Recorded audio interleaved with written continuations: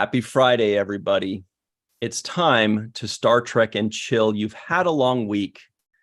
You've earned it. You've had a chill week. Keep it going. Whatever it is, it's time to have a fun Star Trek and chill day. Somebody's got an echo going on, but it's fixed already. Nope, it's almost fixed. There it is.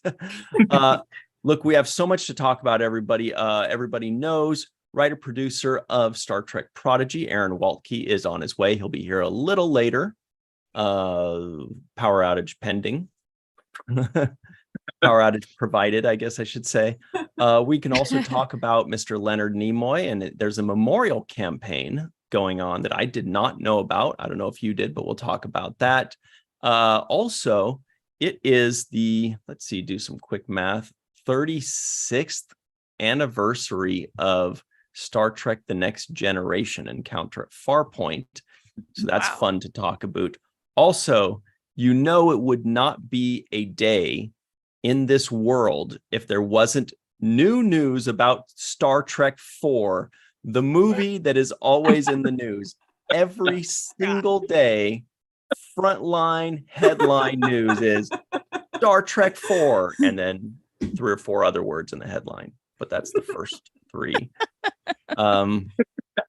We've also got Patrick Stewart talking about his Picard ending and a movie, possibly. That would be nuts. And in a good way. Also, we're going to open the polling for the 2024 Golden Lobes. This is preliminary polling. This is qualifying. So we're going to be, it's kind of like the main award show is like the playoffs. This is the regular season. We're going to pick the finalists, and you're going to be part of it. You're going to be putting that poll together for us because we're tired. It's Friday, long week. Anyway, so we need your help. You will be creating these polls for us and with us. But what I'm trying to say is, you guys, Screen Rant's own, the writer, the guy that covers all Star Trek everything and AEW everything for ScreenRant.com, it's back of the head, John Orchiola. How are you? Two great tastes that go great together. Like peanut butter and chocolate, oil and vinegar. Yum. Speaking of vinegar, Melissa Longo is also here. What's up, Melissa? I mean, she just, because she likes pickles and stuff. Hi. Yeah, and I'm just salty. That might be my fault. Do you like dill or bread and butter? Dill? Oh, no, dill. Dill, all the way. Yeah. Hell yeah. It's the Always best. for dill. What about you, John? Dill or sweet pickles? I am not a pickle fan. I don't eat pickles. More for us. Yeah, exactly. Yeah. It's public service for everyone. It's very kind of you, John. So you're the guy that people reach over the table and grab your pickle, right? Exactly. On the plate. You know, in big groups of people, it seems like there's always that one person who doesn't want their pickle, and then everybody else gets to fight over it. Mm-hmm. That's me. My dad didn't like pickles. So Let us know in the live chat, everybody. Are you the pickle donor or the pickle taker when you're at a restaurant? What's on your Definitely the license? pickle taker. I ask after. What are we talking about? Pickles. Everybody, Charlene Schmidt is also here. Hello. Hey, how's it going? It's been a couple weeks. I missed you all. It's good to be back. It's been a cup of noodles. My name is Ryan T. Husk. I'm wearing my favorite baseball team ever now that my other favorite baseball team has been eliminated from playoff contention. They are not going to the playoffs, but the San Francisco Cadets make it every year. Check it out. Look at that. Yeah. You can get your very own San Francisco Cadet shirt in any color and any size, as well as Melissa Longo's Stem Bolt and Chill shirt, any color, any size, at the Star Trek and Chill online store. You can get that at the link just below this video. There's a Star Trek and Chill Shopify link. Click on that and get your shirts and have some fun. Let's talk about all the news very quickly. What are you drinking, John? Oh, I've got a little Cabernet Sauvignon here. So a little red wine, because it's been a weird week. Picard Picard would approve. Yeah. And this is how you deal with your problems as an adult. You just try to forget. Ooh, what are you having, Shar? That looks good. A little cocktail. This is cranberry pomegranate juice and a shot of vodka. So cheers, y'all. Yum. I've been looking forward to digging into that. I decided today was a good day for a drink too. Today is a good day to drink. To drink, yes, it sure is. Melissa, what are you doing to quench your thirst, by the way? Well, in honor of the very, very short trek from yesterday, I got some root beer. A root beer floaty, Damn. half off. Mhm. You're right. I was grabbing a root beer and I was like, nah, I got to save those for when it's relevant. I totally forgot it is relevant. Damn it. Blew it. So I just got almond milk. In the box. I was like, there isn't On much you. left in here. I'm just going to finish it. It looks good. I like almond milk. Amazing. Me too. I just tend to do it in the too. morning with my morning latte. Mm. Amazing. Silky. So nutty.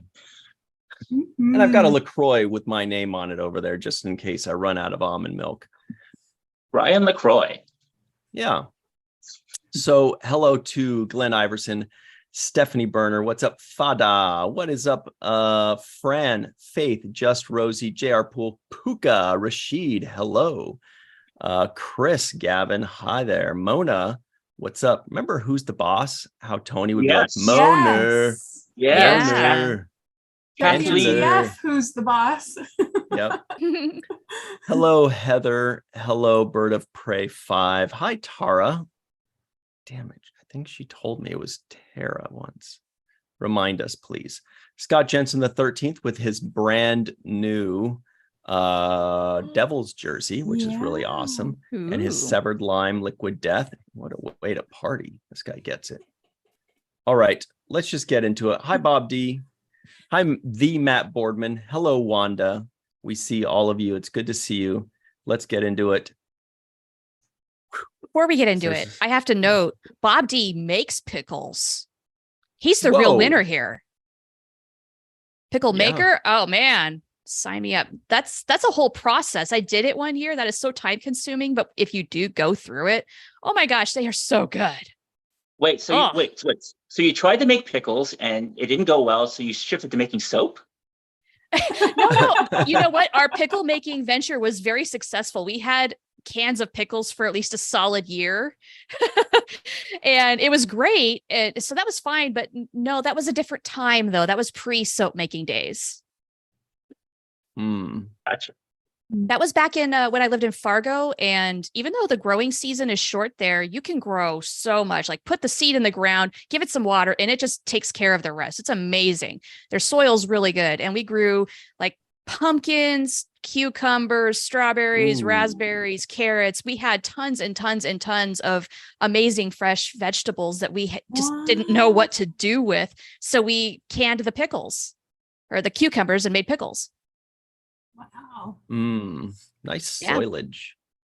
Faith Mm. Howell says chocolate almond milk was surprisingly yummy. Still is. Mm. Just Good. Rosie says you and I can toast to the seventh rule with our fake milks.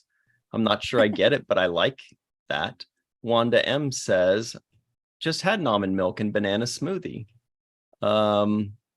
Anyway, Bob D says refill the box with scotch. No one will ever know. That's funny. Anyway. All right. John Orgiola is like, dude, we have way too much news. Can we just get on with it, please? And he's right. He's so right. Pickles and All milk. right. Pickles and milk. Let's talk about it. Pickle the milk.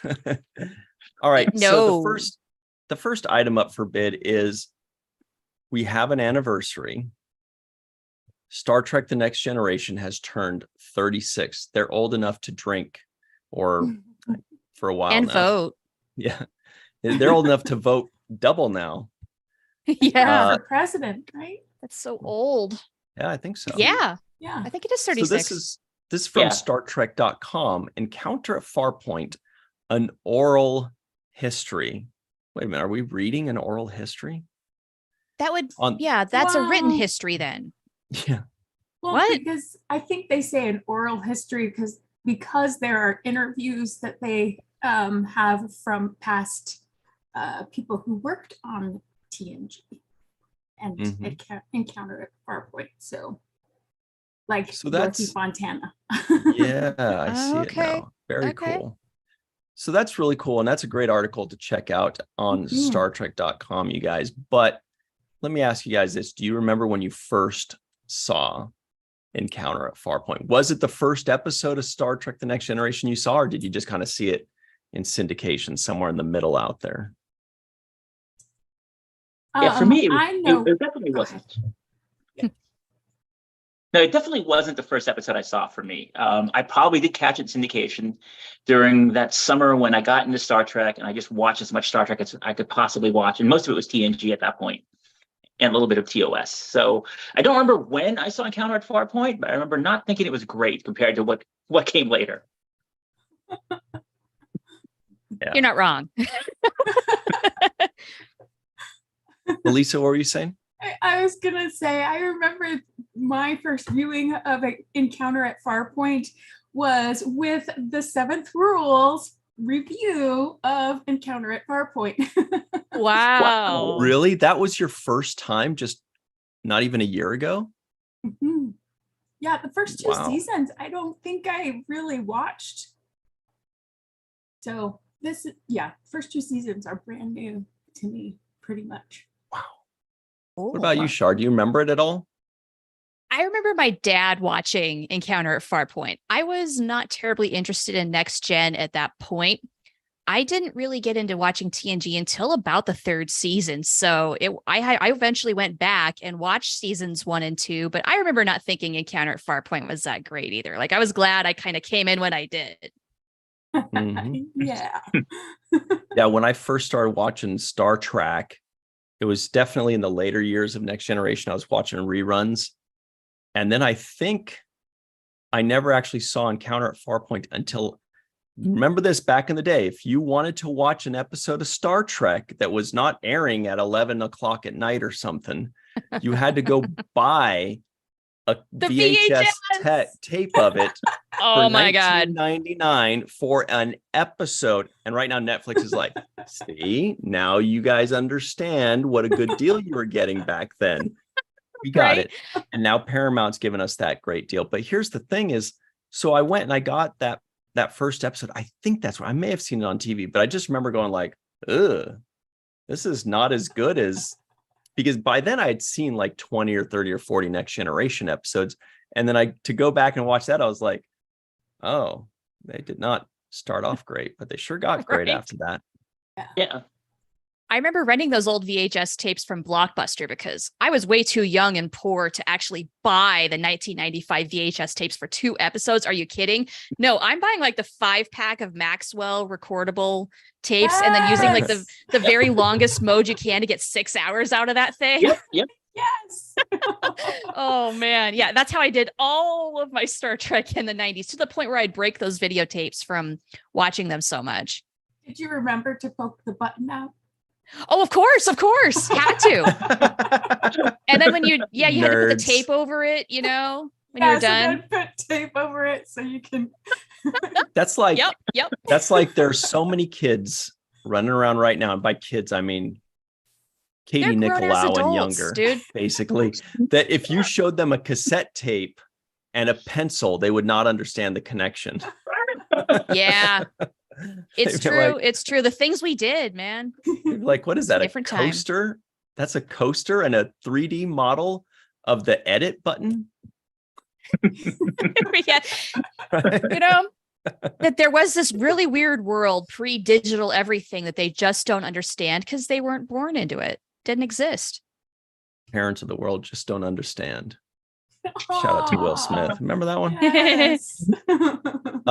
So this next story, this next news item, it's the gift that keeps on giving, as we mentioned before. This is from our good pals over at trekmovie.com. They've had a crazy week too, I'm sure. Star Trek 4 screenwriter assures project is, quote, still on the tracks, end quote. Melissa likes to say, yeah, but is he tied to the tracks or on the train? I'm thinking a little column A, column B here. Like, really, I'll believe it when I see this movie. Like, when we have a release date and they've actually filmed everything. Like, we had a release date. Well, that's true. It So that was doesn't even it's count months from anymore. now. It was December of 2023, wasn't it? That's right. That's right. So that doesn't Was. matter either. I want a physical VHS copy in my hands, and then I'll believe it's a real movie. VHS.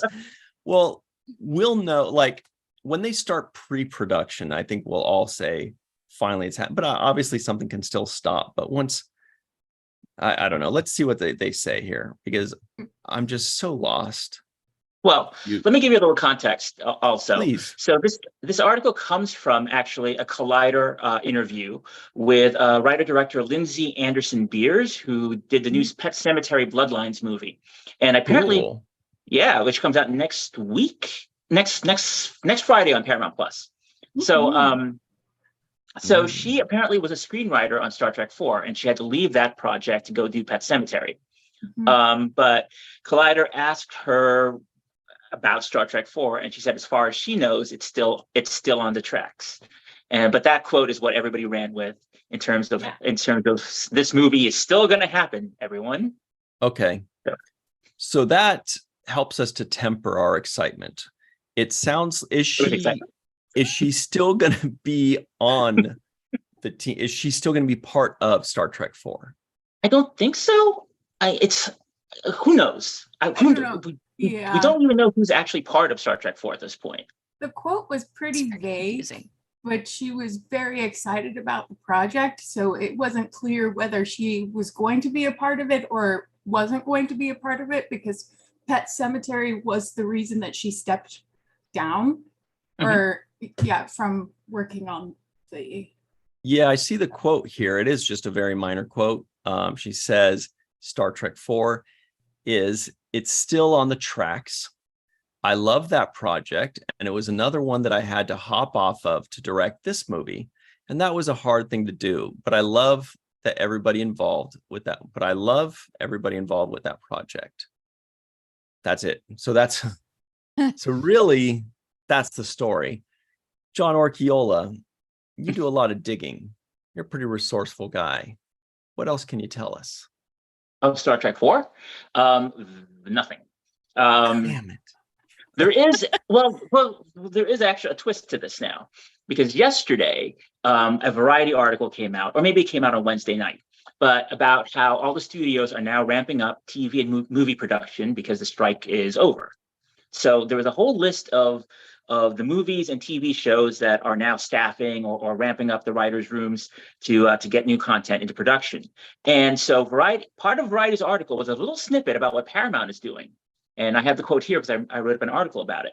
And the quote from Variety reads, "Several big movie projects could see pre-production resume quickly. Paramount is hoping to have writers fine-tuning scripts for its planned reboot of Star Trek and its adaptation of Tom Clancy's Rainbow Six." So the word that jumps out there is reboot. Yeah. Yeah, what? Right? Or exactly what? Yeah, okay, where did that come from? This is the first time I'm hearing about it. Because that's not exactly Chris Pine Kelvin stuff, because they're saying Chris Pine can't be a part of a right. I guess maybe they just mean that it'll be in this rebooted universe, part of the three movies that some people call reboots. What was the source here that said that? Variety. What does Variety know? They use a variety of truth. Yeah. No, they're great. Yeah, I don't know what to make of that. I hope lot. we get clarification later. Yeah, I'm guessing that it's just a poor word choice, and maybe they meant revamp or relaunch, because reboot is a loaded word, especially with Star Trek. Star Trek fans go, do you remember when there was the first Kelvin movie and people were just battling to the death about that word reboot? And it's kind of like today's canon. If Variety throws the word canon out, everybody's gonna go nuts. I'm gonna type about it on the internet in all caps. And anybody who disagrees with me is wrong, and I'm gonna tell them. Oh, Can I just gosh. can I just tell a secret? I find the silliest thing on Facebook, even more than typing in all caps out of anger, when people use the angry reaction button. I don't know why, but it's equally funny and adorable when somebody uses the angry. It's like they're so mad that they're like, oh, I'm gonna That there. button. Oh, now I'm now angry. they know. Now, boy, I sure showed them how. Oh, I'm so mad at that reply, and I do. So Like, but passive aggressive. it's kind of like back in the day when you were mad on the phone and you could like slam it and hang it up, and now we're like, oh, I'm gonna, kind of like that. I don't know. Yeah. Maybe I'm wrong. It's not the same anymore. Not the same. Just use words. You slam an they should- iPhone, you're going to break the screen. Yeah. Wow. Anyway, everybody in the live chat, please let us know. Do you want Star Trek 4? Yes or no? With the whole gang coming back together, of course, except for Anton Yelchin. Get the gang back together. We want more Zoe Saldana, who's been doing great for herself. She don't need Star Yeah, Trek. she's doing great. She's not hurting. She's not hurting. All of them, Simon Pegg, Chris Yeah. Pine, Zachary Quinto, and all of them. Let us know, Yeah. yes or no. Do you want that? Because I do. Same. I don't think I do. care. Yeah. would like I mean, to I see love it. them. Don't get me wrong. If they do end up making a fourth film, great.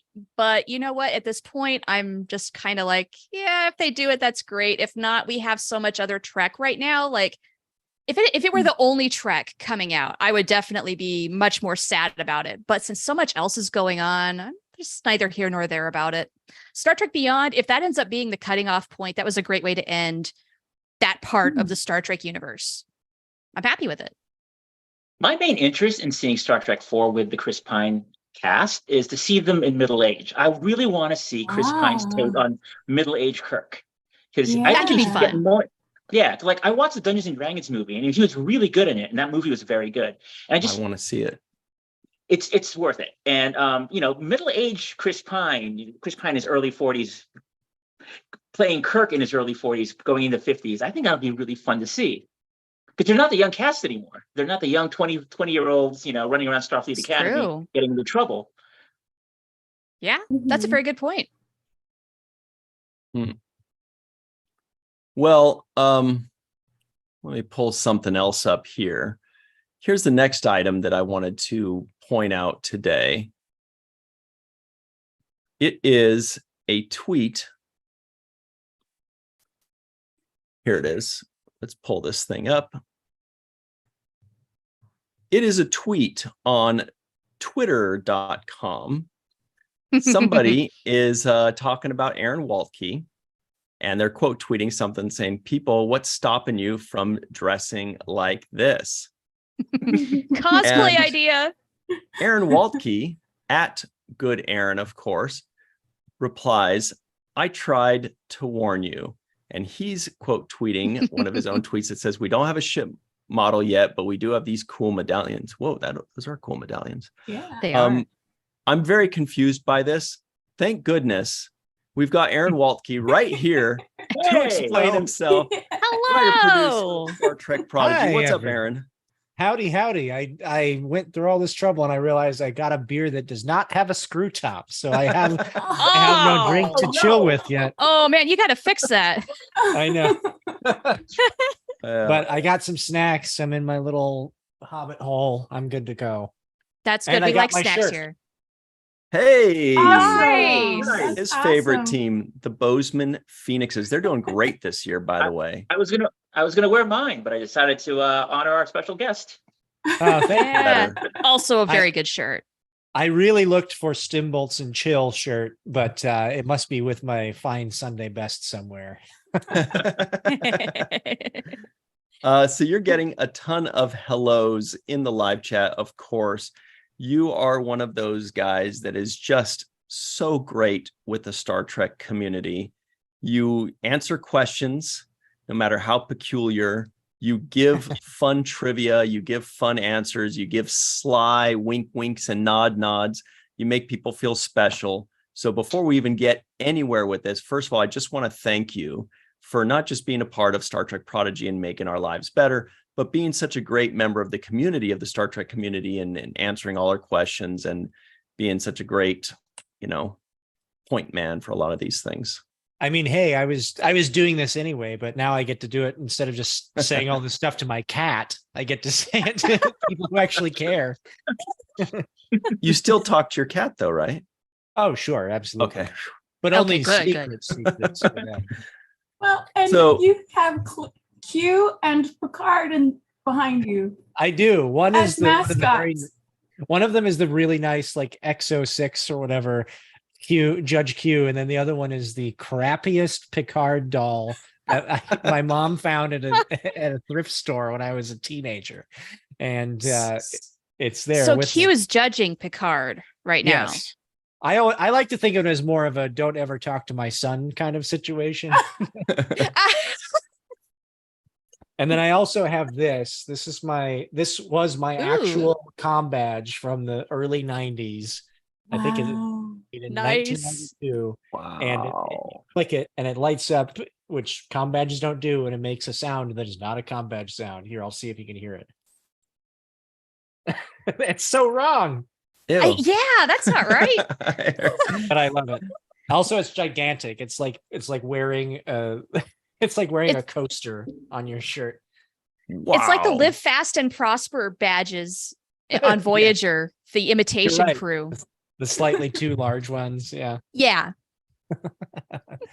Well, good to see everybody. This is Good fun. to see you. Yeah, Look, good to see you. Aaron, you've just proven your nerd cred here as if you needed to prove it. But before we get into too much Prodigy, you've just dropped a new episode of something a couple days ago. It was your very own, very short trek. It was episode 4. It was entitled Holograms All the Way Down. It was extremely short. It might be the shortest of the bunch, yet somehow you managed to cram a ton of laughs, a ton of references. And I think I'm not the only one that was like, whoa, that was really freaking good. Especially not just that you had the gag following the gag following the gag. Suddenly it makes another left turn and another twist. And you did all that in like 1 minute and 40 seconds. Can you tell us a little bit about the process of these very short treks? Because nobody really knows where they came from or how they did it, how you guys knocked them out right before the strikes. Yeah, well, I mean, it was that's probably better suited for Casper Kelly to talk about the whole process of how they came about. But my involvement very much was, they were kind of developing this idea as part of the 50th anniversary of the animated series, and they came to me and said, "Hey, do you want to write like a little 2 to 5 minute sort of like absurdist comedy sketch about Star Trek?" And I was like, "Absolutely, why wouldn't I?" And so I pitched. I wrote up a bunch of pitches of like what, because I didn't know what this was. So I was like, yeah, one of these work, and we wound up. I think they picked 2, and then of those, I wrote a couple scripts, and then Holograms All the Way Down was the one that got made. I think the one that didn't get made was I had the idea that Starfleet finally upgraded their security systems to where they weren't so easily hacked, but they added a like Google CAPTCHA to the command codes. And so while Riker was under attack on the Titan, he was like trying to match, like, wait, is that, it says like, please select all the Vulcans, and there's a picture of like Vulcans hanging out with Romulans. It's like, what? They all have pointy ears. I can't. That was the other idea. Hey, that's funny though. That is so funny. That is funny. Yeah. Press the Vulcan.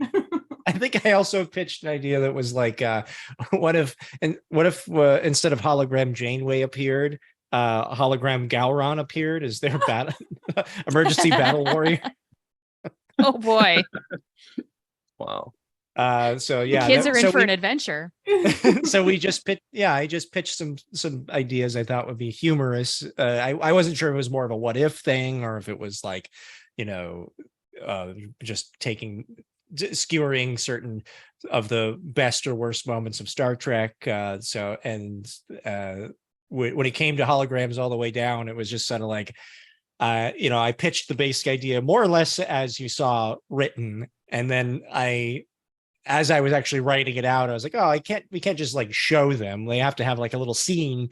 And so I was like, oh, well, if it's going to be Deep Space Nine, then clearly it has to reference like in the pale moonlight. And then it just kind of, I spun my wheels way too deeply in a way that I always tend to do with Star Trek scripts. And, I kept just putting more Star Trek characters in. I was like, well, I have to put a character in from every era, right? And they kept not saying no. The nerds would have let you hear it if you didn't. If you know. did like if you did like, 3 or 4 in a row and then, but not Enterprise, which by the way, Right. I think probably people must have freaked out the most about was the Enterprise one. But Sure. if you did, they would have let you know. Well, that was, of course, the inspiration for the whole thing was, the notorious "These Are the Voyages" ending, which I think I was like, I don't think that's really punching down. I think everyone would be fine with me kind of revisiting that and pointing out some of its absurdities. You made it better, actually. Yeah, Right. Yeah. Yeah, the funniest line to me is the line that's actually almost taken directly from that episode. Just like, this really helped me relax and clear my head. I'm ready to go talk to Captain Picard. It was a lot of fun. And yeah, the only one that obviously Riker and Deanna Troi had to pull double duty representing sort of like the TNG era, as they appear in both TNG and Picard, because there was a little bit of a production limitation of like I couldn't just throw in Todd Stashwick just going no. Like they're like, you've already eaten up so much of the budget. Please. Too bad, though. Yeah, if like No. it Imagine that was in there, and then for the people that were like, "Where's Picard?" It's in there now. And that was it. I wrote. I pitched. I was hopped on a couple Zoom calls, pitched my idea. Claire Friedman pitched a couple of ideas, and then I wrote the script, and then I got to see it with everybody else. It was great. It sounds like they give you a lot of freedom to just they come up with anything you wanted. They pretty much were like, I was like, trust me, these are weird Star Trek references. People will think it's funny. And they're like, all right, we believe you. It was a lot of creative freedom. I would say they were pretty faithful to my original script, and it came out pretty much exactly as I thought it would, which is weird and absurd and amazing, a celebration, but also very weird. There were 2 things, Aaron, that I really loved. One, you got Trip to say, well, it's been a long road. Yes. I wanted his beam me up Scotty to finally become real. Like, why did nobody ever say that? That won me over instantly. And then the other thing I loved is that you actually got on screen the first Lower Decks and Prodigy crossover to have That's the true. go through animations together. Mm-hmm. Yeah, that's true. There was some discussion like how that would be tackled, and because I think the original idea was like, we'll just do it all in TAS. But I think, as they kind of discussed the production very quickly, they were like, since we already have 2 other already animated shows, it might look a little weird. Or so they were like, let's just toy around with it. Cause obviously they don't have the budget of a AAA CGI, and computer animated program like Prodigy, but they clearly wanted to honor the series along with everyone else. So it does look a little Monty Python-ish when they come on, but like I'm fine with that. I love that. I love Terry. I love it too. It just kind of adds to the absurdity that they kind of look like cardboard cutouts to me. They don't move, but they're there, and that's all you care about. And it works in my mind because Himmer also kind of moves around like a cardboard cutout, so it's fine. It fits. But no, I Mhm. really hope we get to do more crossovers. I think I feel like this was a great proof in the pudding, as it were, like that people want more Prodigy in every You've got to single one. Uh-huh. you've got to You're darn make right these we do. canon. If you can make these canon, you just at Starfleet Academy season 2 or season 3 of Prodigy, and Rock Talk's just like, what you doing? And Dahl's like, oh, just watching some of these very short treks. Let me put them away, and then that's it. That's done. Wow, It's real. wow, that short was very short. That trek. The shortest short of all the shorts. Do you have a dream crossover? A dream crossover? I mean, my dream crossover, I think I made it in this, whereas every Star Trek series in one. It was like, I was like, if we're going there, let's just do it. It was like roll call. I loved that you got little bits of everybody from every single series. Like it just kept going. And I'm like, oh, he's just checking them off. This is great. Yeah. Because I was wondering when they announced very short treks, okay, how's Ethan Phillips going to be in this? And then how's Connor Trenier going to be in this? How's this all going to go? And I did not expect them to be in the same one. Sure. Yeah. I by the time that the dust had settled, I was like, oh, I just got all of them, didn't I? I did, but yeah, I did. There was something that tickled me quite a bit of the implication just for a moment that all of this was just a dream of Neelix's. Like that was a very funny idea to me. Totally. It's like the ending of Saint Elsewhere, where it's implied that the whole universe is inside a snow globe. They're all just a fever dream of Neelix as he goes to sleep. That checks. The trip dying. Honestly. Yes, exactly. That was a fever dream of Neelix. It's not real. Yes. As it happens also, I think that was the first time since Enterprise went off the air that T'Pol, Reed, and Trip kind of appeared in Star Trek. That was, Yeah. Yeah, a little bit of history. Because they have not appeared at all. Yeah, I don't think any of them have appeared. They've been name checked a few times, but that was in fact the first time any of them came back. We debated, like, maybe we could on Prodigy, we were like, oh, what if Dr. Phlox was still around? They do say they're a really long they live a very long time, but it is I don't think any characters besides Dr. Phlox and maybe a very grandmotherly T-pole could be still around. Yeah. Well, I've held on to when we had Discovery, first coming on, I thought T'Pol was going to be doing the role of, Picard on the first episode of Deep Space Nine, or Bones on the first episode of Enterprise, or Quark on the first episode of Voyager. Everybody was like, there's going to be a first, who's going to be in this first episode? And I thought it was going to be T'Pol, and I'm still waiting for this Enterprise love to happen. It's just not quite there yet, but it's going to happen. And now that you say that, Ryan, that would have been the perfect handoff. And I'm really sad that didn't happen now. But is Jolene Blalock even acting anymore? Does she retire? I think she's retired. But yeah, I don't know. Sometimes if you ask somebody that's retired, they'll come back. He said, especially if it's an animated show and they can show up in their sweats. Am I right? Right. Right. Said very knowingly. But your eyes lit up when they said she's retired. And he's like, well, nobody's fully retired when you're doing I got it animation. off. Nice. Hey, well done. I needed it. My house has been without power for 2 days straight. Jeez. What's going on? A tree fell on my garage. Oh my God. Yeah. Thankfully, it's been taken out and the power lines have been restored, and all is right with the world again. There's just a lot less shade in my backyard. But I really needed this beer after what I've been dealing with. Yeah, you do. Aaron, I was hoping to talk about Prodigy, but before we do, is that a freaking guitar by the door? I know. I've never seen one in that shape before. It's called a cigar box guitar. My very good friend Aaron Sen makes them just for fun.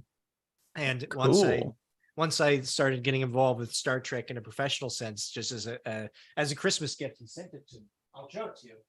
It is in fact a Star Trek themed. Oh my gosh! Wow. That's amazing. Oh, that's cool. And then it even has the sort of edict script on the side there. I don't know if you can see that. Nice. Yeah. Yeah. Oh my gosh, Yeah. that is beautiful. It's very cool. Like It is glorious. Cars that people made in the 30s during the Depression when they couldn't afford a real. Wow. That's It's really having the opposite neat. effect on me right now. Well, here's the thing, Aaron. I'm sure that you can't talk about the inner workings of what's going on with the possibility of Prodigy getting picked up, or where it's getting picked up, or how those talks are going. But are you able to give us an update on how the completing of Star Trek Prodigy season 2 is going? Yes. So right now, I think we just mixed episode 13 of 20, and we're on track, I think, next week to do episode 14. And we are, as far as I know, we are still on track to have everything more or less finished by the end of the year. So, Wow. All right. right on track for where because we never stopped making the show,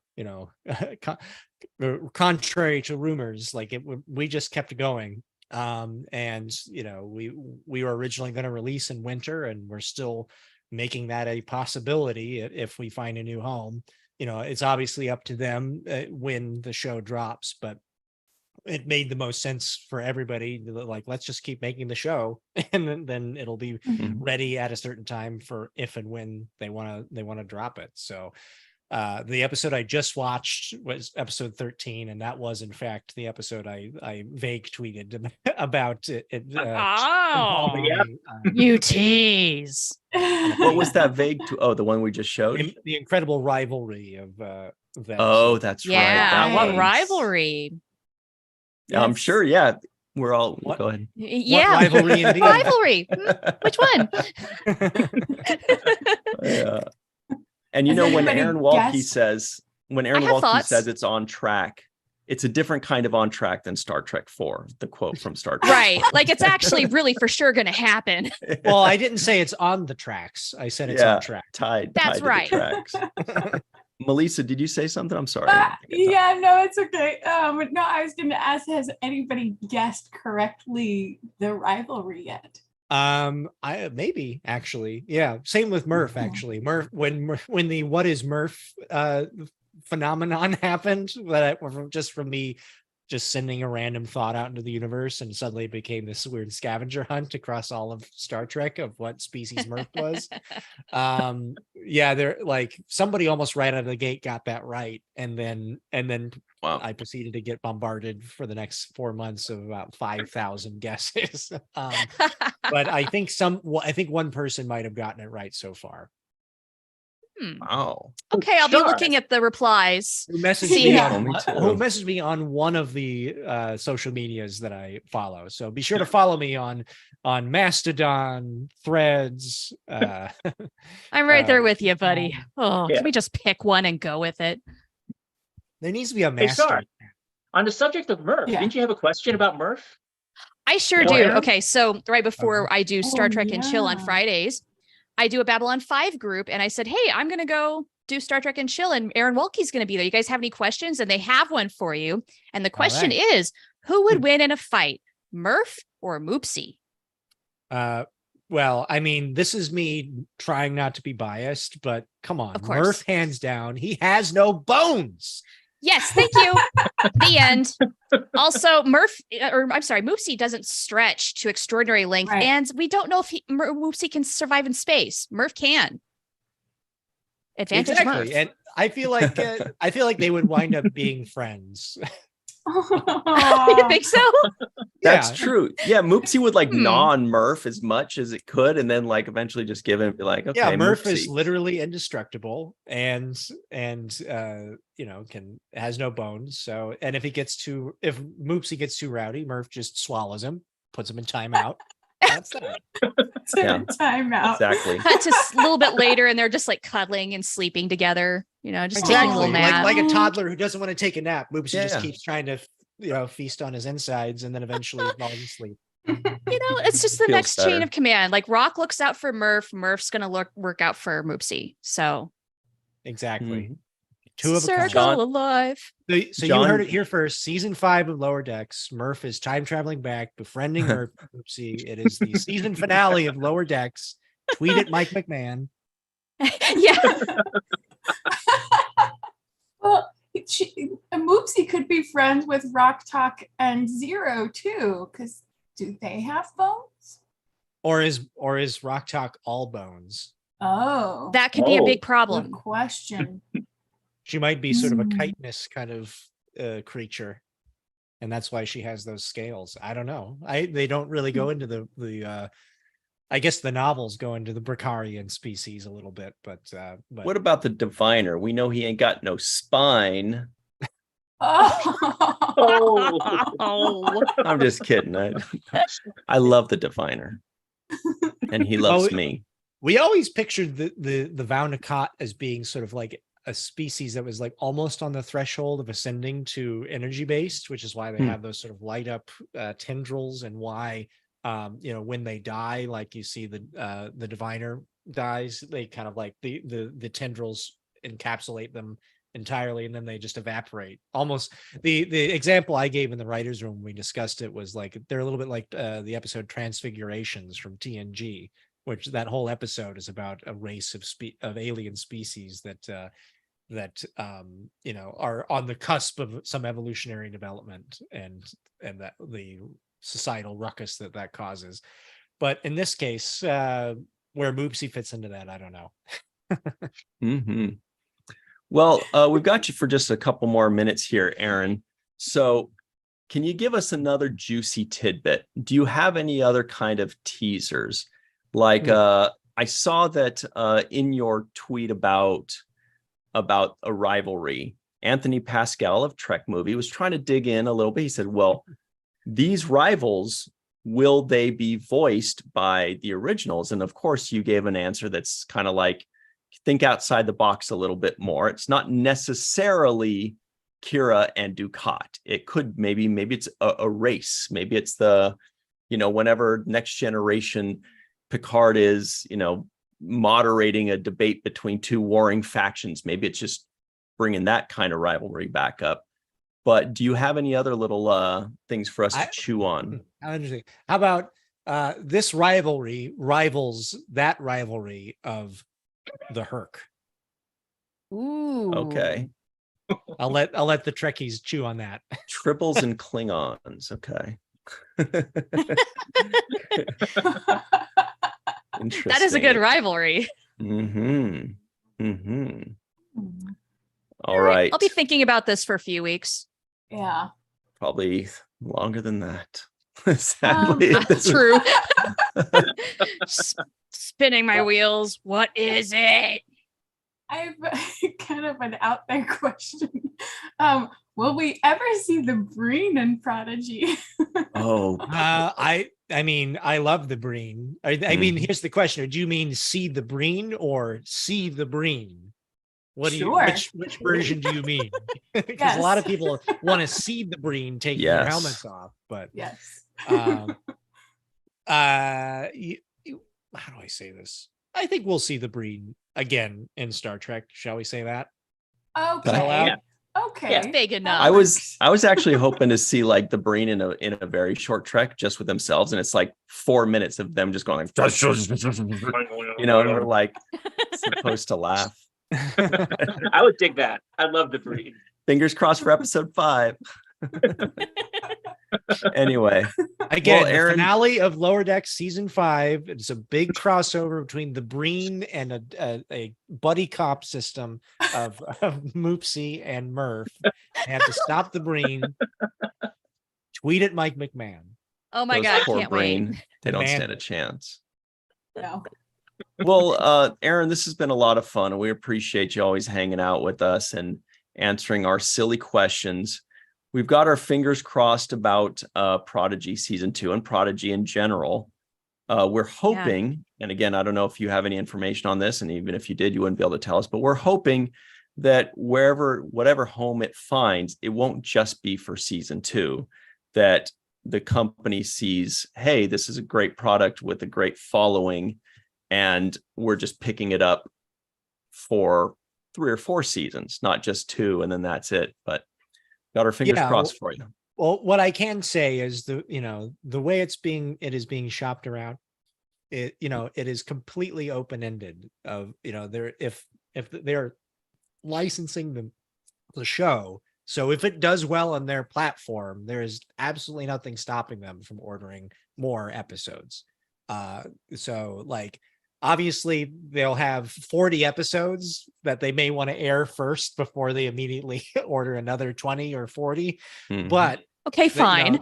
It entirely depends on the network, first of all, and then but I will say that if you want more Prodigy, wherever it lands, watch it, because that's it may sound like it's not rocket science, but it's the most important thing, especially in the streaming era. Is just like, don't put it off. Don't say, oh, maybe I'll check it out eventually.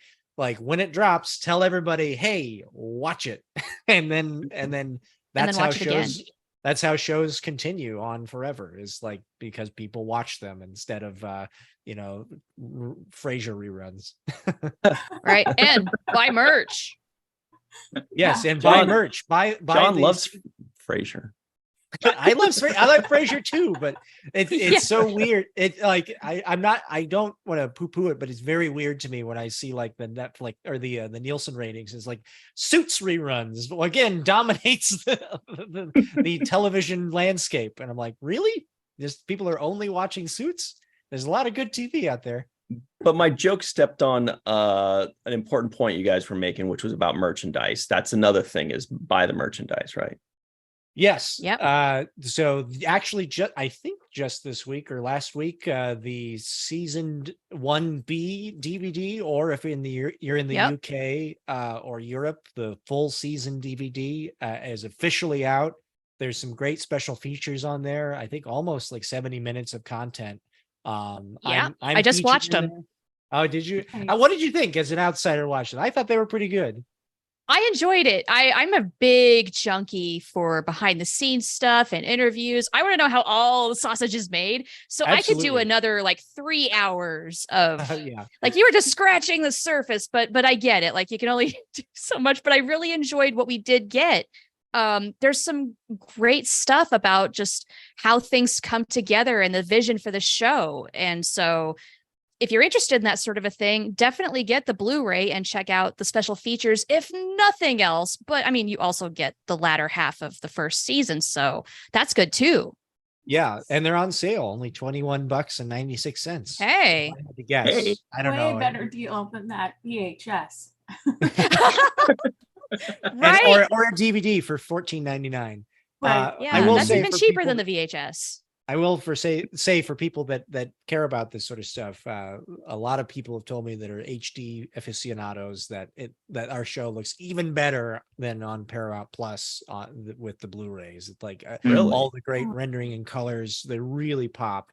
And Beautiful. It's a way to own our show forever, which I would appreciate it. Right. Yeah. Remember that whole thing where you couldn't get the back half of season 1 on streaming anywhere? You don't have to worry about that now. And those little collector cards are pretty cute. Yeah. I like them. Oh, They are cute. I actually had a number of people tweeting at me like, "Where's my collector cards?" I've complained to Amazon several times. Like, I'm not your Amazon help service. Maybe ask them directly. But I wish you the best because they're cool. Great. Well, Aaron, thanks very much. So glad you got power back on in your home so you guys can live your lives normally, not be like how we did as cavemen. It's so weird when you lose power, all of a sudden you're like, what do people do? What's the sun's going down? What's going to happen?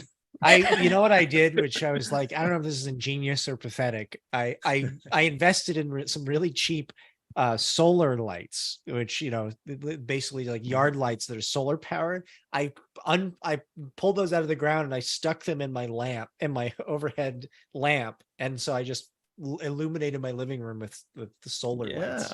Nice. Smart. Yeah. Yeah, that's not a bad idea. See, and scented candles. My wife scented candles. Finally, my allergies were going crazy, but I was like, at least I can see. for now. And you've got like 20 different scents going on at the same time. Yeah, it's like a cornucopia of senses. Anyway, nice hanging out with y'all. Good to It's been see great, you. Aaron. Can't wait to Yeah. see you again soon. Yeah. Yeah, we'll see you soon. We appreciate you, man. Thank you. All right. Mhm. Live Yeah, logs and take care. prosper. Yes. All right, everybody. Everybody's like, Uh-oh. oh, now it's gonna Yeah, be less now fun. what? No, it's still gonna be fun. We Oh, okay, promise. right. Yeah. Yeah. It is. What That's- that Murph card popped up and the song Yeah. Hungry Like a Wolf popped into my head, but it was Hungry Like a Murph instead of Hungry Like a Wolf. That's in my head now. That's going to play for a Melissa- few weeks. Leave the jokes to John, please. Oops. All right. Oopsie. So, boy, everybody, this is going to be crazy. You know what's next, right? You're just going to be, we're going to be making these polls together. We've never done this before, so I'm a little nervous. So if I snap at people, I'm going to apologize ahead of time because I get really, I'm such an angry guy usually. The worst. Yeah. So let's just give this thing a shot, right? The first thing we're going to do is we're going to talk about, we know what the Golden Lobes are, right? The Lappy Awards is like the big, serious Star Trek awards show. It's like the Emmys for Star Trek. And we put it on every year in February as part of Virtual TrekCon. The upcoming one is going to be February 19th, Sunday, February 19th at 5 p.m. It's going to be the 2024 Lappy Awards, which is going to include all of the new shows and episodes that were released in all of 2023, plus some legacy stuff, some next generation stuff, some movie stuff, a little bit of everything, a lot of everything, really. We have this companion show called the Golden Lobes, and these are just for fun. It's not serious. It's not what was the best episode of 2023.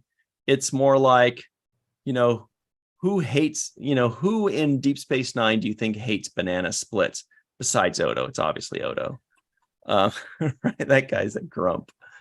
So it's just fun little things like that. It's for fun. It's for giggles and shits, as the French say. So, and you helped us decide them last week. You, the fans, did. The poll questions are, and there are going to be 8 of them. 1, which 2 characters would make the best Tuvix combo? So this is, Oh my. that one by itself is going to be fun for hours. And arguments. This one's my favorite because I know this one's going to create a lot of drama. And if there's one thing me and John like, it's drama. Okay. We're always gossiping about everybody when we're texting. We're just texting drama. He's not lying. Yeah. I don't even know how to lie. Melissa's like, yeah, right. So the question is, and this one's very near and dear to my heart, which 2 Star Trek characters that hated each other do you think secretly loved each other? So if you guys want to, if you guys are like me and you want to see Melissa lose her shit, vote who doesn't? for Kira and Ducat, and she will just fight you to the death about it. If you think Kira and Ducat secretly woke up in a cold sweat and couldn't believe the dream that they had about the other person, then you're gonna vote that one. That one's my favorite. Another one is, which establishment in Star Trek would you most like to visit? That could be Good one. Quark's Bar. It could be 10 Forward. It could be what else do we have? The mess hall. we came up with a bunch of them. There could be that Klingon opera thing in the promenade, or there's all kind of little ones. There could be the aerobics room where Deanna Troi and Beverly Crusher were doing this thing. Gotta now stretch out Shax- somehow. Now Shax and Ransom. Yeah. yeah. So Who looked better in the leotard, Shax and Ransom or Troy and Crusher? I think we know the answer I to that like one. David Gregory's Picard and any kid. Ruth. Well, okay, I'm leaving that one alone. Oh. Just the fourth one is, which character had the most outrageous hair? We're not talking about necessarily the ugliest or the silliest, but just the most outrageous. Remember that guy in Gambit, Baran? He was kind of like the captain of that rebel ship that Picard and Riker ended up being on in the Gambit 1 and 2 of Next Generation. And he had like this total like crazy, everything. Next Generation definitely had the weirdest hair. But, or it could be, the Kazon, but it's got to be a character. So you'd have to pick a specific Kazon character, So Maj Kola. Good knowledge. Wow. How'd you do that? I've watched Voyager a million times. Neelix has outrageous hair, for example. I guess. Hmm. I don't know. Like he had like a mohawk mullet or something. He was did. I mean, it was disgusting. the mid-90s. Neelix's toes. Now that is outrageous. So, all right. Watch this. You guys are gonna. I smell a poll coming. Ready. This is it. No, we're just going right in. So Oh, these are all oh. gonna be. These are all gonna be in the virtual TrekCon Facebook group. Now, if you're not on Facebook, no problem. You can still vote on the finals. The finalists are all going to be in a Google Doc for the entire world to do. But this preliminary round, the qualifying round, is going to be in the Facebook group, but disseminated everywhere from there. So you can share it wherever you want to share it. So got this thing All prepared. right. Nope, that's not it. Wow. That's the Whoa. Amazon link. Let's try that again. I got to recopy it. John's like, I thought this was a professional outfit. You thought wrong. I never thought that. All right. Let's try this again. Here we go. There's the poll. Here's the question. Vote for the nominees of the 2024 Lappy Awards new supplemental show, The Golden Lobes. The top choices will be finalists. Here's the question. Which two characters would make the funniest Tuvix combo? Give us the name of the two characters and what their name would be when combined. Oh, that's fun. Names, plural, of the two characters. This So you're includes limited all only to series two. and movies. Correct. Example, Tuvix, Tuvok and Neelix, or Picard and Q. Make up to 3 selections. So they're going to be like 20 or 30 or 40 of these, and you can pick 3. You can pick up to 3 of your favorites. Share this around as much as you like. This poll closes at 11:59 p.m. Pacific time on Friday, 10/6. That's 1 week from today.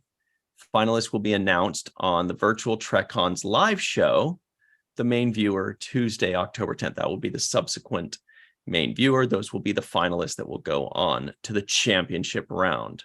So, Oh my gosh. I know. I'm very excited. What have you got for us, Melissa? Okay, so Glenn Iverson says T'Pring and Boimler, and their name would be Boing. Bling? What is it? Boing. Like boing. I like it. Boing. Boing. T'Pring and Boimler. Oh my gosh. What else you got? Actually, I should probably switch them, huh? Sure. Boimler guessing- and Cream. Yeah. Just Rosie says Pixana, so I'm guessing that's Picard and Loxana. Oh, that's a good Pixana. one. Fix on. Oh my gosh. Matt Boardman says Tasha and Data together and they could Ooh. taters. Tata? Oh. Tata? I like Tata. Tata That too. needs to go in the poll. Tata. Sold. Tasha. And Oh my gosh. Data. It's going to be so hard to vote for. What is it? Only 3? Yeah. Oh, God. No. These 3 are good for me already. All right, right? Yeah. What about like Oh. Spot and Porthos? Would they be a funny name? Sporthos. Yes. And Porthos. Yeah. Anyway, what do you got for us, John? Do you have a fun one you're cooking up? Well, no, but let's see. Rock Talk and Rock Nog. Oh, that's cute. I don't know if they about- hate each other, but that's a very cute name. Well, they don't have to hate each They other don't for have this. to hate each other. This is just Okay, the that's fair. Tuvix people. Yeah, okay. How about, yeah, Nog's a tough one because he's only got 1 syllable. How A lot about, of them do. yeah, Well, it could be Jankum Nog. oh, that's a good one. That's pretty good. Like that one. Jankum Nog. That is obviously Jankum Pog and Nog. That guy would have a fun personality, though. Totally. Wow. Tata wouldn't have a fun. We'd never see Tata. Tata would always be in Tata's Their room.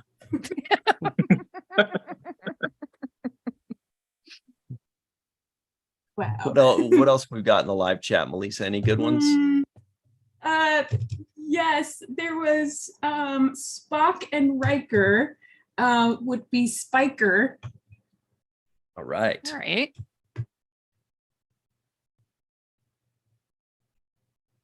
What about Kirk and Spock? I'm not going to say what that one would be. Fan fiction's already covered that for decades. What? They call it, yeah, well, there's that. Yeah, sure. Or Spurk. Spurk. Burke. Oh, Tara or Tara says Quoto.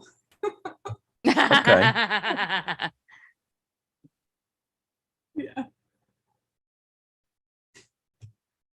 Oh, that's fun. Yeah.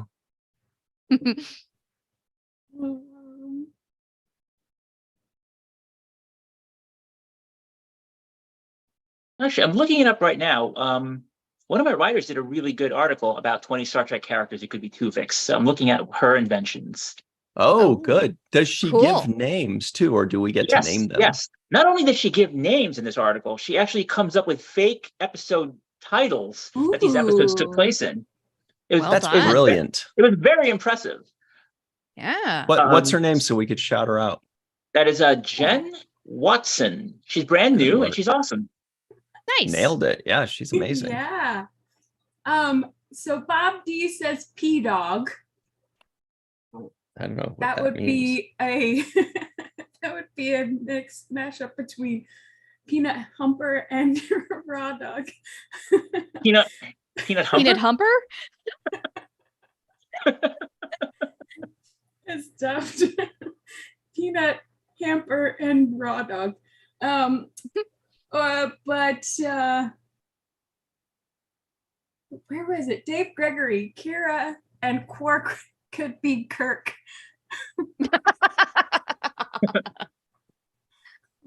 Okay.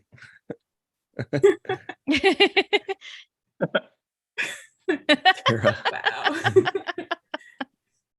Like there's one Multiple here answers. where she speculates on Liam Shaw and 7 of 9 combined into Chauvin, but I would make that Chauvin of No. Yeah, Okay. I'm with you. That's great. Well, no, they have to be characters. Liam Shaw, right? Okay, so that works. Yeah. And Darwin of No, yeah. yes. Liam Shaw and 7 of 9 or 9. Or 9. So pretty good. Any last ones in the live chat before we close this one? By the way, everybody, you can go to this in the virtual TrekCon Facebook group and you can add yours as well. But just remember, here's the one key. If you add yours, you have to vote for it. So you can't add 3 and then vote on 3 others. You've got 3 votes. You can either vote for 3 things or you can make 3 things and make those your votes. If that makes sense. Make up to 3 selections. If you select more than 3, your selections are voided. If you don't see your preferred selection, add it to the poll, but please only add poll options that you are actually selecting as your choice. Any poll options that are added without being voted on will be removed because that's just clutter. Yeah. The Badger says Pike and Picard would be Picard. All right. Lots There's, of hair? No hair. Shran and Dr. Phlox as Schlocks. Sounds like it should be on a bagel. It does sound Right? like it should be on a bagel. Oh my gosh. Yes. Wait, does Phlox have 2 X's? I always forget. No, No, just one. Okay. What if he was triple X Phlox? Hey, easy. Ooh. Wow. It's not that kind of show yet. Yet. Shag 840 says Shakira. Hello. Hey. Jackson. Hey. That's great. Yeah, That it was is. a great one. Shakira. Shakira. Oh, whoops. There we go. All right, so let's post this one. Hopefully there aren't too many typos. And we'll move on to the next one once this thing posts. There it is. Boom. It is open for voting, everybody. There it is. What fun. Nice. So many good ones there. Yeah, good luck voting, y'all. Oh, Did you guys have a favorite? oh, so many of them. Oh. I honestly don't care who wins. It's all winners. Yeah. So much fun. Okay. So this next one, trying to work quickly. Check this out, everybody. Here's the next poll that we need your help on. Here it is.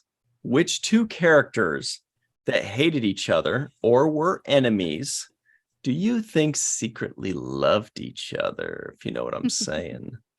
Yeah. This includes all series and movies, old and current. Example, Kirk and Khan. Maybe some people think that although, you know, Captain Kirk and Khan were enemies, that maybe they secretly had a crush on each other.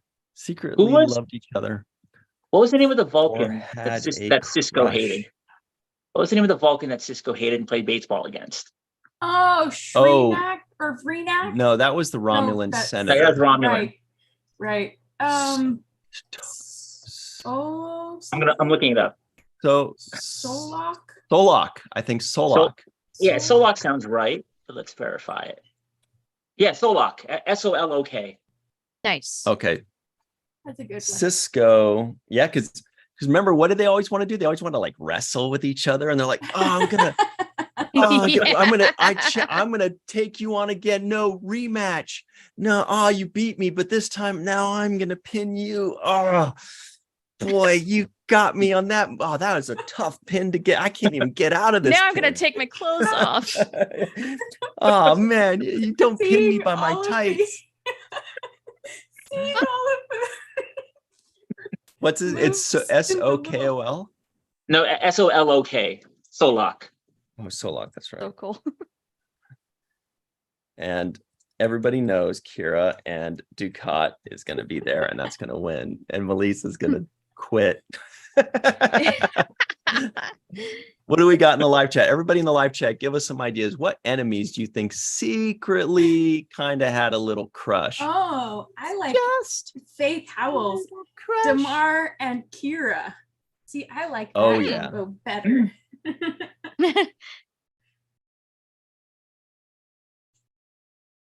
Oh. Worf and Captain Baudet. Did they ever even meet? I think so. Well, I like it. Was Captain Baudet the one with the transparent skull? Yeah, it's the one. Yep. I think I was fine.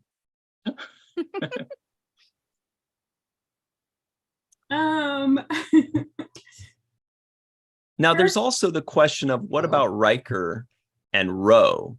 Because remember, they hated each other. And then that Right. episode that I can never remember, it's one word episode where they forget everything and then they end up Right. humping. Yeah. I would suggest Will Conundrum? Riker and Thomas Riker. Ooh. Oh. Oh. Oh wow, that's Yep. complicated. Whoa. Are we Okay. talking I don't about know. Does it love count if each they've like other? if Riker and Ro have already banged? Well, that's the thing, but they Well, don't remember it. they And that was don't. Conundrum, I think, was the episode, right? They don't. We So remember. it is a secret, but to us, we already kind of know that it might be at sea. Yeah, I think that does work. I'm going for it. Okay. And you want to do Riker and Riker? I didn't say I want to do Riker and Riker. Oh, okay. What about? I know a lot of people, so we might as well beat them to the punch. A lot of people are going to say Picard and Q, right? Of course. Right. Yep. What a Tynan and Q. I know. Ooh, even better. Naughty. All Nice. right. Yes. Yeah. I like And better Q. options than Ducat and Kira.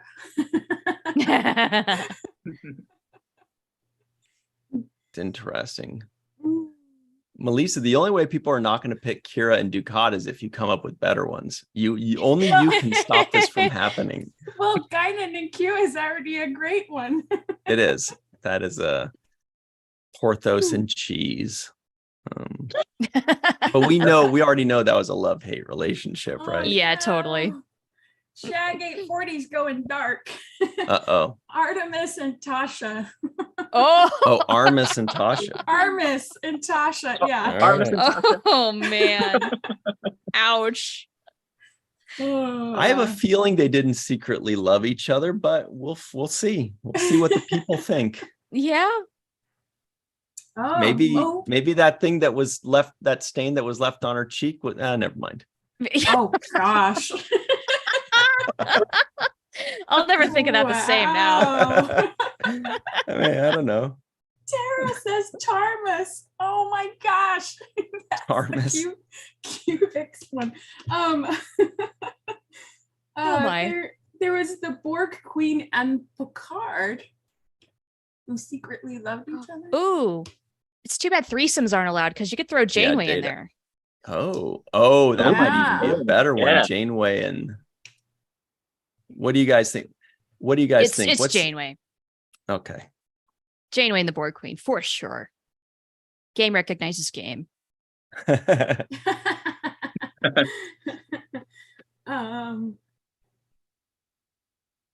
Oh, that's a low blow too.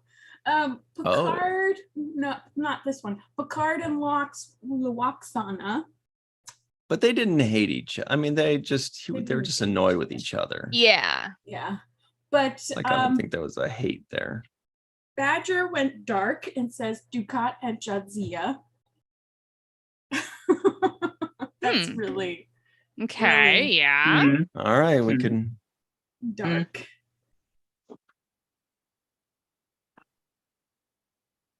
All right, let's do one more for the 10th and final option. What's a series we haven't touched yet? What about Enterprise. Discovery? Oh, Discovery. Oh, yeah. Who hates each other on Discovery?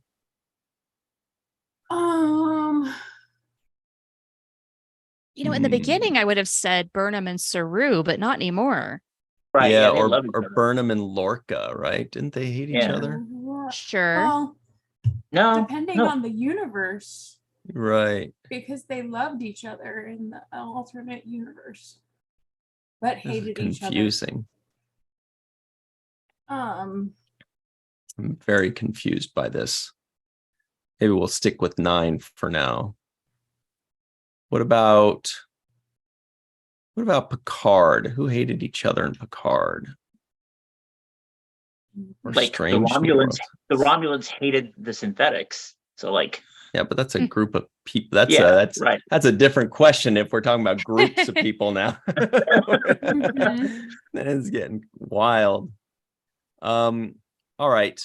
Well, let's close this one, or post it, I should say. And remember, everybody, if you want to add yours, but you only add it if this is the one you're voting for. So you can vote for any of these 3 times. You can vote. You can pick all these 9, Oh. 3 out of these 9, or you can add 3 of your own or whatever. Anne Marie had a good one. Riker and Shelby. Ooh. Oh. Yeah. Yeah. That is a very good one. I feel like That's Mhm. very I feel good. like that one may have been mentioned before, because that's a very good one. Yeah. I agree He with still that didn't one. like her. He still didn't like her on Frontier Day. Yeah, that's right. When she was like, "You're in my way," he's like, "Yeah, that's right." Ooh, Dr. Colbert and Vogue. Ooh. I don't know. I think that's just like hate. Yeah. Well, all right. We'll see. We'll see what the people think. Dr. Culber and Vogue D-O-Q. Right. Yes. host. Oh man, was that I put a doctor with a comma. You did. Dr. Oops. Culber. Yeah.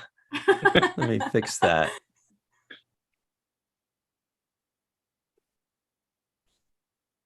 There we go.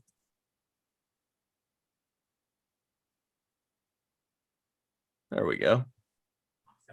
Well, we'll be adding these throughout the night, everybody. So be sure to check back, because we're already close to the end of this. But you see how much fun this is. Gather your family, gather your friends, gather all your kitties, and, make your votes, make your selections. You're creating this. This is a show for you guys. It's by the fans. It's for the fans, because fans know what fans want. I don't even know what I'm talking about anymore. Oh, before we go, there was one more thing to point out, and that is this cool thing. So check it out. Give long and prosper. A special tribute to Leonard Nimoy. We'll put this link in the comments.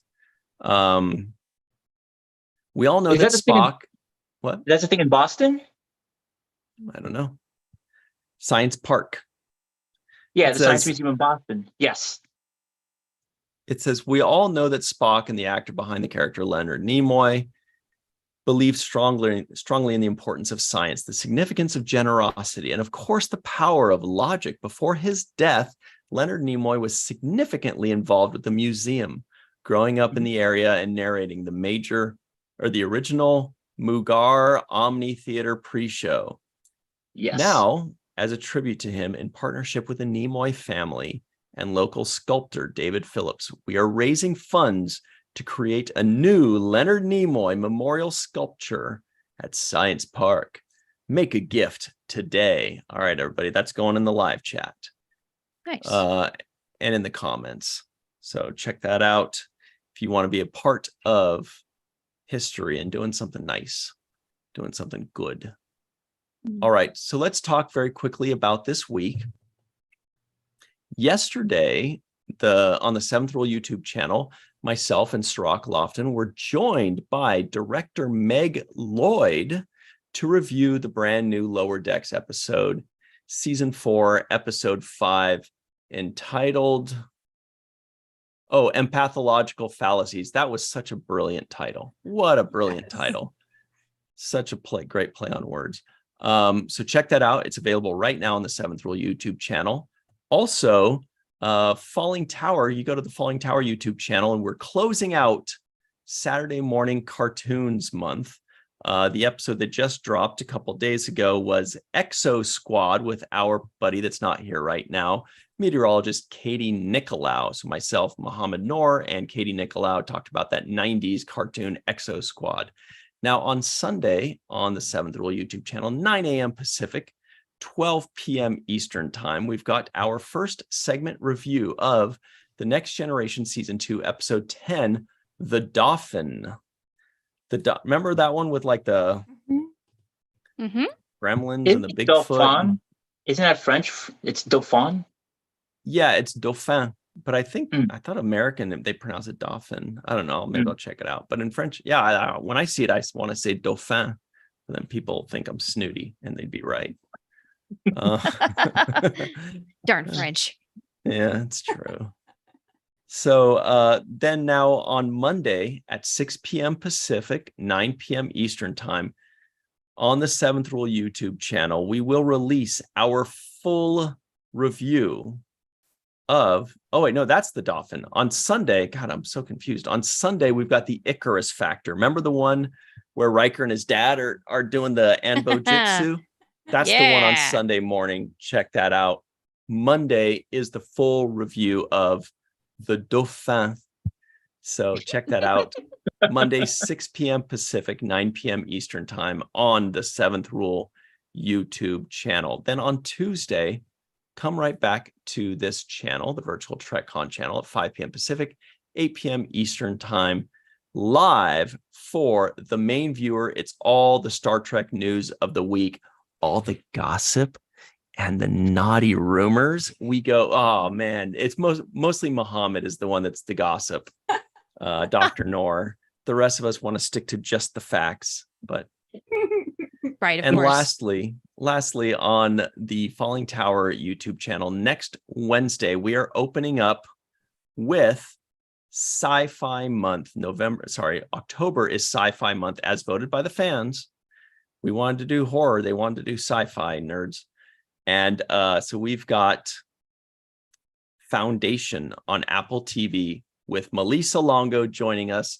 Melissa, myself, and Mohammed cover Foundation on Apple TV. Doesn't Foundation usually cover you, though? I don't know.